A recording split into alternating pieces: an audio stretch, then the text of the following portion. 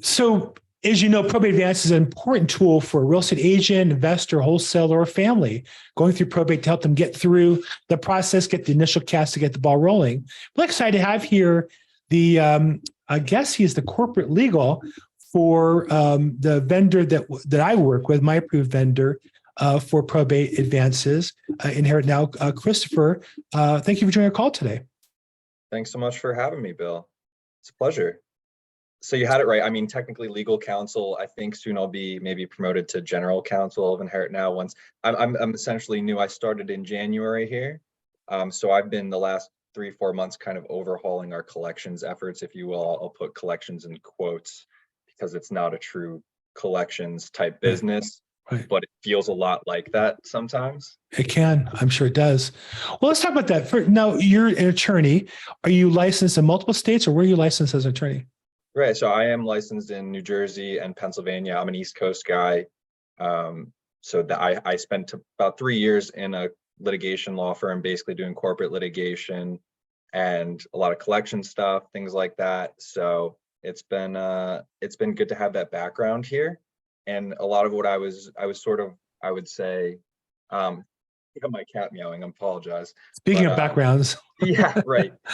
So, classic law firm environment, I was sort of the research person. So anytime there was a novel issue, they went to me. And that was, I think, why InheritNow loved me so much, because it's such a Wild West environment and so deregulated.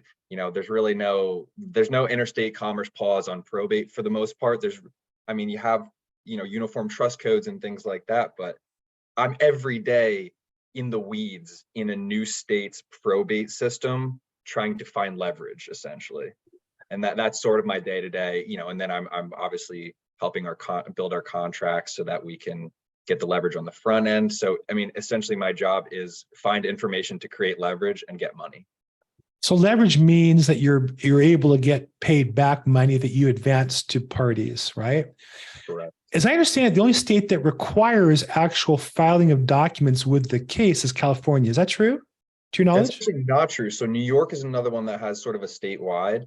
And now I'm finding actually in Illinois, Cook County, which is like Chicago, which is huge, obviously huge volume of probate. They have a specific mandatory process, which we have to now build in to our costs, that filing attorney. I'm not licensed in Illinois, so obviously I'm not going to be able to go to court and file things on our behalf. You can't do that pro se as a corporation.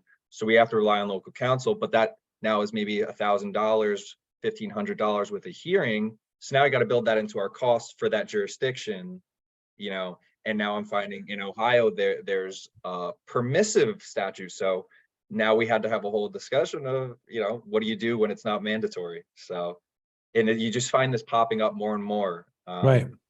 And oftentimes the estate attorneys have an attitude towards the advance, and they take the position, if I don't have a document saying I have to do it, then I'm going to consider this a contract between you and the beneficiary. And so how do we force the executor to pay us directly? Because then if we don't get paid directly, we're left with going directly after our customer, which obviously has all sorts of issues from, just a client relationship side of things, and then just lawsuits are expensive if you have to forced to do it. So in California, we have a requirement that advance companies file the actual agreement that you have with the beneficiary with the court case. I believe it's subject to the judge approving that then does fall on the executor to pay it. It's looked as though a debt of the estate at that point, or is it still subject to the executor's discretion? So I think really all it's subject to is potential diminishment of the estate. Really, it's a blessing by the court, and I have not had an issue with any pushback once the court blesses it. Right.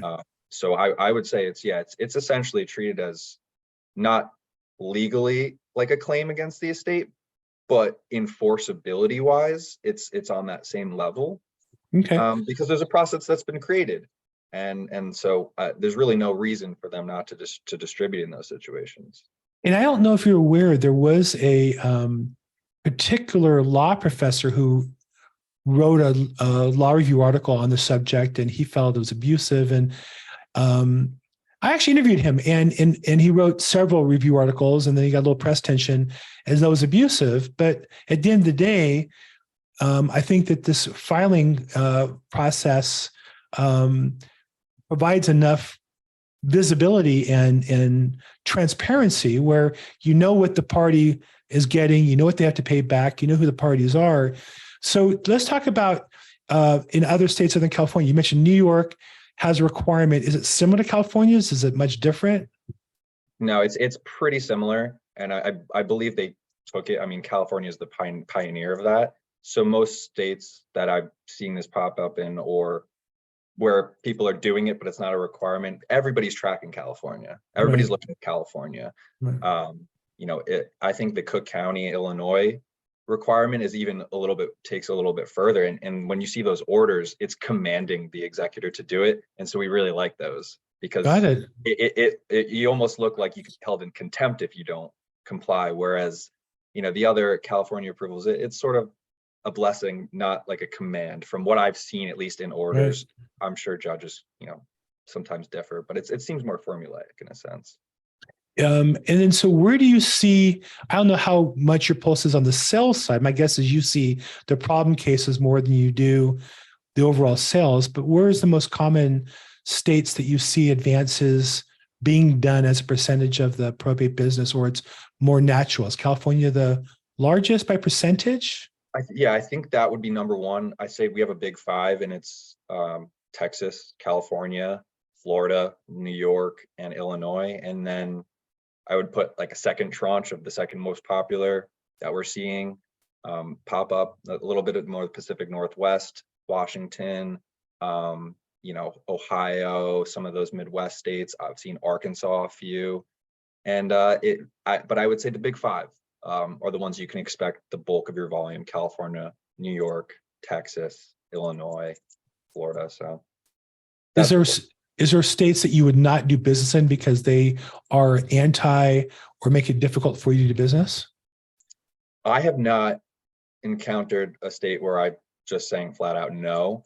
But I will say that there are two states that I found out have completely different systems. So Virginia's one, where it's a really unique system. There's really no probate case. It's handled by, in a sense, a commissioner who's appointed, and you're really just dealing with a political entity, body, person that's appointed, not a judge. And so it's really interesting. I kind of had to deal with them over email, and it's a totally different process that I had no idea about until it was I was kind of dealing it on the back end on the collection. And then going forward, I said, okay, well, now obviously the commissioner needs to get everything.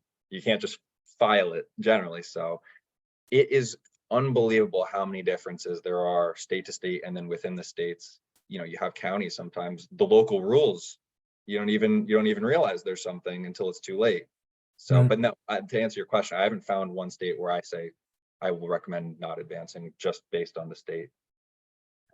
One of the selling points, I'm sure you don't like to hear, is that it's non-recourse, in that if the beneficiary selects the advance, is advance against their inevitable inheritance. If they don't get the inheritance, they don't owe the money. Is that true? And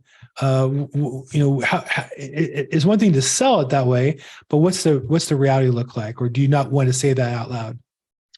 I mean, I think the reality is there are situations where if I would say interference and things like that, where there's grounds to, there's recourse. But if everybody is doing what they're supposed to be doing and nobody lies and things like that, then and it's just all of a sudden the real estate sold for less, it's non-recourse. There's nothing we can do about it. And that's where the risk is. But I would say generally, and I think all the other probate advanced companies would agree, if there's bad acting going on, Right, of course. there's generally an end around the non-recourse.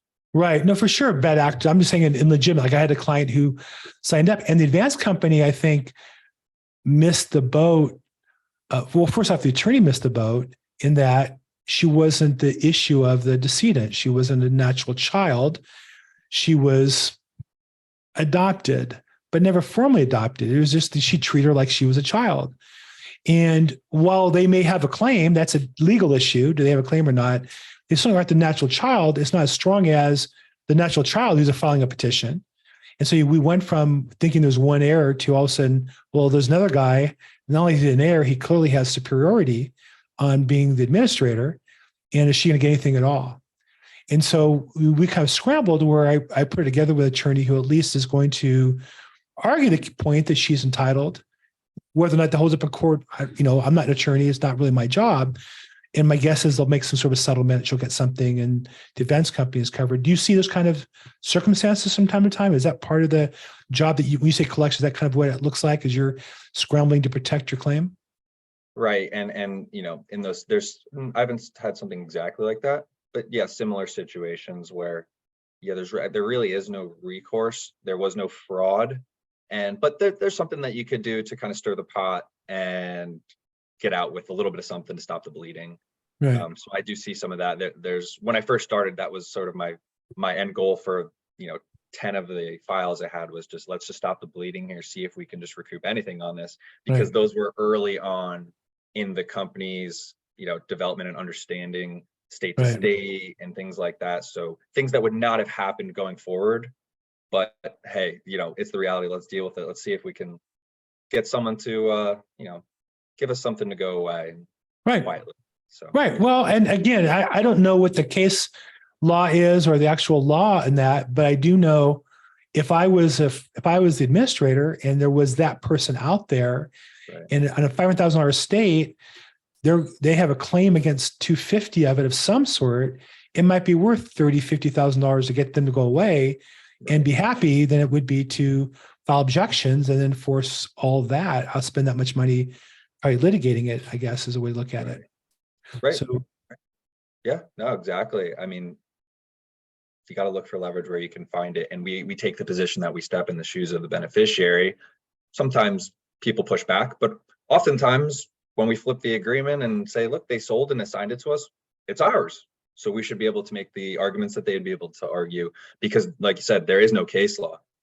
I've been searching for case law. There really is none out there until it's made with probably maybe one of our cases one day, but you have to use general principles. There's industry standards between the companies, and yeah, we take that position, and it's been successful for me where I say, no, they sold it to us. They don't have a right to make a call, and we're going to argue on their behalf, and oftentimes it works. One of the challenges for you must be finding attorneys for these different cases, right? Because you do business nationally, and there's however many thousand counties. I used to go to court every day. Pre-COVID, I went to LA County Court, and I would sit there for 3 hours a day and watch the certain hearings in the morning calendar. And so you'd see attorneys. And I would say, like any business, half are by definition below average. And I would say probably 90%, from my experience, really know nothing about probate. They've done one or two in the last year at most. They have really no idea what they're doing. They're more of a generalist who has a probate case. And so I'm sure you end up with customers that have those attorneys in some cases, or clients don't have any attorney that you're trying to find somebody for. How do you judge attorneys, and how do you find good ones in counties you're going to do one time or two time? I think I hope you would agree with this, but a huge judgment of as an attorney, good. How quickly do they respond to you? And what's the substance of their communication? How do they write? That's an easy telltale sign to me. How on top of things are you? And how do you approach someone who's on the other side? How do you talk to them? How do you explain things? That's generally how I will get my gist or what I think I need to do to now deal with this person as opposed to maybe another attorney. What was the second question? Apologies. How do you find one that you don't have an attorney? How do you find one? You're in X county, Cook County, or somebody you've never done business before. You need an attorney to represent you for whatever issue. How do you find somebody? What's your process? My paralegal and I search the internet, and we usually will call 3 or 4 and have a discussion with them, compare rates, compare the discussion and what they would have strategized, and we make a judgment call. And ultimately, there's been a few that we've had to cut ties with, and there's been some that we absolutely love, and then we rely on them for other things, and then they've And then we use them as referrals too. So once we have a great attorney, it's easy to get a referral because if it's a good attorney, they will not refer you to someone that they don't trust themselves. At least I would never. I think all the money is in finding that top 1% or 5%. When you find those people, you do whatever you have to for them. That's where your business is. The rest are just, you're trying to work them into that number, I would think. That's my experience as an agent. Let's talk a little bit about I'm sorry, I didn't put my disturb on. Tell me about real estate agents. Do you get involved? I know for me as a real estate agent, I feel like I'm the eyes and ears oftentimes for, I think that's how I find your company, where I find a case and then notice some irregularity or problem, and I can't get the attorney's attention. In many cases, I can't call the attorney because if they have an agent representing them, I'm prohibited really from going behind them. But I can go to other parties, and if I see there's an advance company, now you guys want to get paid. You don't want to hold up the real estate sale. In part of the attraction is, I'm working with Alyssa and your team to integrate real estate agents in your process more, to give you eyes, ears, boots on the ground. Have you been involved with any real estate brokers? I know, this is a newer concept for your company I'm bringing to you. Have you been involved with real estate agents in your cases, and what, if anything, can they do to help you with your business? So directly, no, I have not had to deal with real estate agent. I did try to deal with one once in a situation where it was sort of an unresponsive executor and there was a foreclosure concern. But I would say tangentially, we deal with real estate agents when we get directly involved in the estate. When nobody's doing anything, we have to go petition to get our own representative appointed. And then our local counsel will be dealing with the real estate agent to get the property sold. And they will owl to me, information to make decisions and things like that. But I really don't have a need to directly deal with any real estate agents. The firms that handle closings, I'll talk to because they'll ask for payment information and confirmation of amounts owed. But otherwise, I don't really have an opportunity to yet. I haven't had an opportunity to yet. Well, I'll just throw out there to you and your paralegal, if you're looking for an attorney in an area you do business, oftentimes I have realtors who are working with attorneys in those counties or doing business. So if I can ever help you with referrals, feel free to reach out on that. Yeah, absolutely. Well, great. Well, look, I know for me, this has been a really exciting opportunity, not just to do advances for my clients, but to teach my real estate agents and my network on how to use your product. And I think also in your case, to educate us on the process of your business. I really appreciate your time today, Christopher. Thank you so much for being available. I know I'm not paying your hourly rate. I'm sure it's more than I'd want to spend. I really appreciate your time. Thank you so much. Yeah, no, good thing is I'm in-house. There's no hourly rate. Oh, wow. Good for me. Thank you so much. Well, thank you so much for having me.